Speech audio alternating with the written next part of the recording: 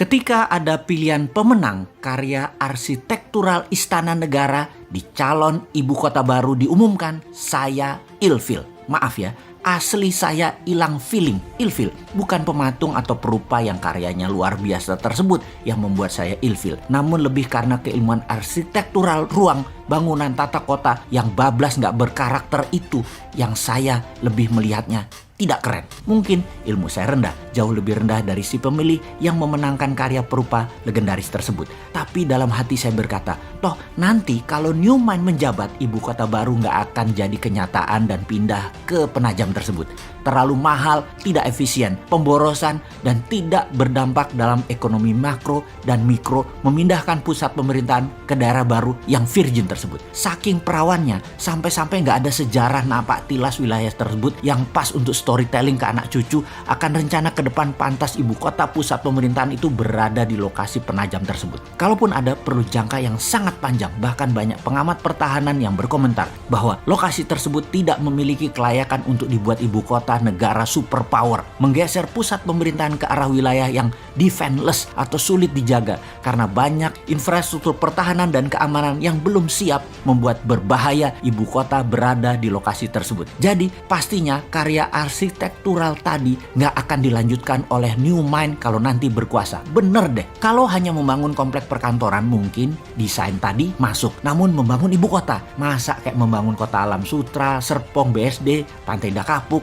gitu sih modelnya. Membangun pusat pemerintahan itu membangun Wakandanya Black Panther. Sekali lagi, Black Panther ya, bukan Blackpink. Bener deh, kalau New Mind pusat pemerintahan tetap di utara Jakarta, bekas tanah reklamasi. Sekalian buat benteng laut utara Jakarta. 5.000 hektar itu New Wakanda. Full teknologi, full digital, paperless, kontrol satelit, telekomunikasi jalur baru, e-rupiah, digital aset, dan banyak lagi ke depannya yang dunia pemerintahan butuhkan. The real e-government. Masa membangun ibu kota di abad 21 kayak membangun properti perumahan gitu sih? Hanya casing doang.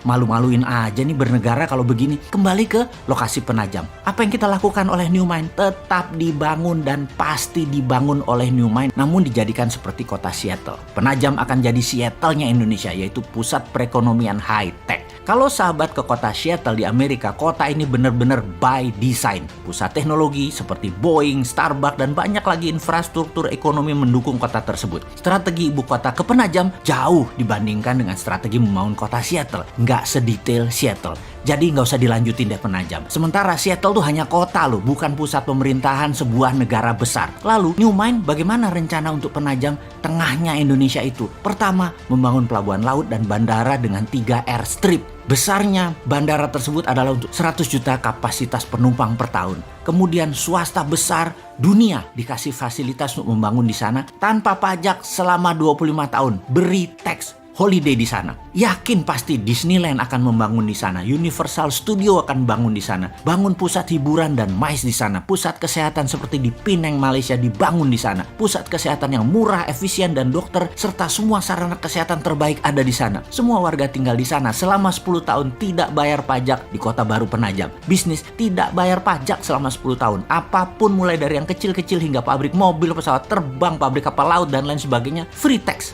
Berlaku e-rupiah di Penajam dan pendanaan lewat SWF e-rupiah printing money di Penajam. 2.000 triliun dibanjiri di Penajam dengan e-rupiah setiap tahunnya selama 15 tahun ke depan. Yakin pasti 2 juta populasi akan pindah dalam 5 tahun ini dan 10 juta populasi akan ada di 25 tahun dari sekarang. Indonesia di tahun 2045, Penajam adalah darlingnya Indonesia. Kemudian pusat pemerintahan di Pulau Reklamasi yang sekaligus membangun Great Giant Wall, dam laut untuk menahan banjir Jakarta serta pertahanan laut utara pusat pemerintahan tersebut. Di sana adalah e-government pertama di dunia dan e-rupiah pendanaannya. Aduh, jadi kangen masa depan. 2024 kok masih jauh ya.